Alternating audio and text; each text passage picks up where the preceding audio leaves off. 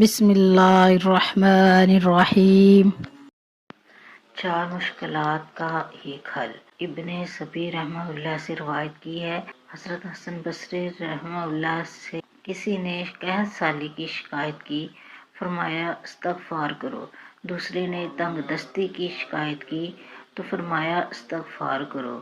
تیسرے آدمی نے اولاد نہ ہونے کی شکایت کی تو حضرت حسن بصری رحمہ اللہ نے فرمایا استغفار کرو۔ چوتھے نے شکایت کی کہ پیداوار زمین میں کمی ہے، فرمایا کہ استغفار کرو۔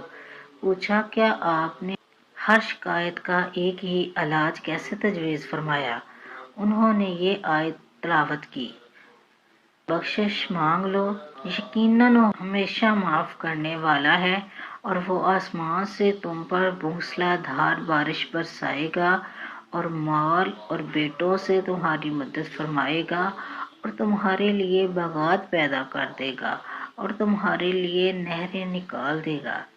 استغفار یہ ہے، استغفر اللہ و اتوب الیہ، استغفر اللہ الذی لا الہ الا هو الحی القیوم و اتوب الیہ۔